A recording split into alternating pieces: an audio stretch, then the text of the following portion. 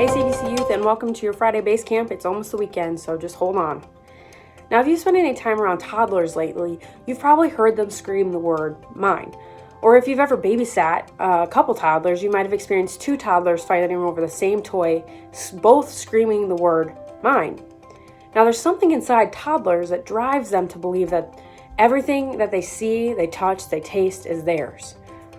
Now, we might feel that way sometimes too. When mom and dad give you a new video game, it's your video game, so you should be able to play it whenever you want. Now, when you're old enough to drive, and maybe you purchase your first car or receive a hand-me-down car, it's your car, so you should be able to drive it wherever you want, whenever you want. The money that you make working at McDonald's or the allowance that you receive each month, it's your money, so you should be able to spend it however you want to, right? Well, what if that's not right exactly? What if I told you that the video game that your mom and dad gave you for your birthday doesn't actually belong to you, nor does the car that you inherited or bought, nor is the money that's in your bank account? What if I told you that everything you own isn't actually yours to own anyway? So today we're going to talk about that. We're going to see what the Bible has to say. And I actually have 3 verses that we're going to read, and this isn't typical, so I'm sorry in advance, but I wanted to show you that the Bible informs us and then reinforces this truth that God is actually the one who owns everything. I'll read these verses in order so you don't have to flip through your Bible like a crazy person back and forth, so it'll all be flipping to the right or left, I don't know. So let's get started. Exodus 19:5. Exodus is the second book in your Bible, so you don't need to flip too far to find this book. It's only a few pages in. In Exodus 19:5, we read, "Now if you will obey me and keep my covenant, you will be my own special treasure from among all the peoples on the earth. For the whole earth belongs to me." Now, just a little context for you. Since it is one of our goals to give you the tools and skills to read the Bible on your own, Exodus is a book detailing the time in history when the Israelites, God's chosen people, left the country of Egypt because they were slaves there. And when they left, they wandered in the wilderness looking for the land that God had promised them. Now, there's a lot more to the story than that, but I wanted to give you a short little summary so you kind of could understand who God is talking to.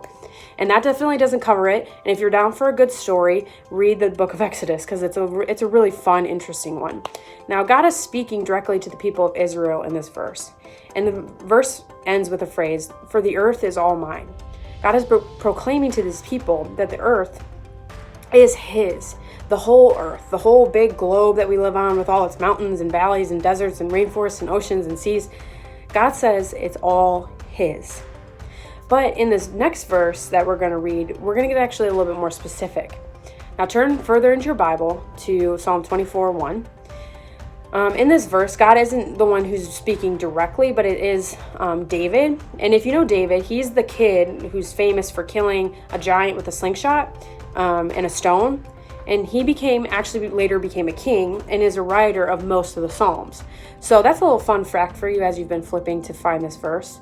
So let's get started. It says in Psalm 24:1, "The earth is the Lord's and everything in it, the world and all its people belong to Him." So in this verse, we read that the whole earth belongs to God. But this verse goes a step further than the Exodus verse and says that even those who live on the earth belong to Him. So you and me and Pastor Joe and your parents and your friends and your cousins, your siblings, everybody's on this earth belongs to God. But here's the thing, we're going to go one step further and see what Psalm 50, 10 through 11 has to say.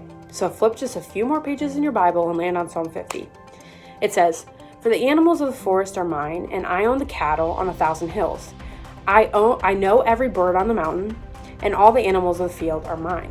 So we move from this big picture that God owns the whole earth, and then the next one we narrowed it down to the people on the earth too, and this one we're narrowing it down to the animals. Now these 3 verses combined reveal to us that God didn't simply create everything and let it be, rather He owns everything in it and on it. So the video game that you received for your birthday is actually God's video game. The money you make at your job is God's money. And the new car you're driving around is God's too. So what? If it's God's, but it's still in your possession, then why does it matter? God doesn't tell you how many coffees you can buy with that fat check you got from McDonald's. And God doesn't set a time limit on your video games, although your parents might. And God doesn't tell you where you should and you shouldn't be driving in your car. Or does he? If these verses are true, which they are, then everything we own, we don't actually own at all. We're just borrowing it from God. And let's say you borrow your friend's car. How do you treat this car? Do you treat it better than you would treat your own car? Well, absolutely. You might drive a little bit more careful than you normally do, or you might take it through the car wash before you return it, and make sure the gas tank is filled up before you drop it off back to your friend's house. So what does this mean with all these things that we're simply borrowing for God? How are we to spend our money? What are we supposed to do with the lives that God has given us? How do we view our possessions, like our video games and our cars?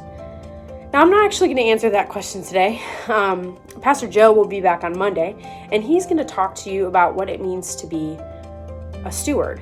And that's a fancy word, and Pastor Joe, like I said, will kind of break it down for you. But for today, I want you to start seeing the things that you own as not actually your own, but God's. Have a great weekend, CVC Youth. If you're going trick-or-treating, we hope you get lots of good candy and absolutely no weird pencils or sharpeners or erasers. And we'll see you on Monday. And if you don't have a place to trick-or-treat this weekend, just please know that CVC Kids is hosting a trunk-or-treat at CVC this Saturday from 4 to 6 p.m. Again, we will see you Monday. Have a good weekend.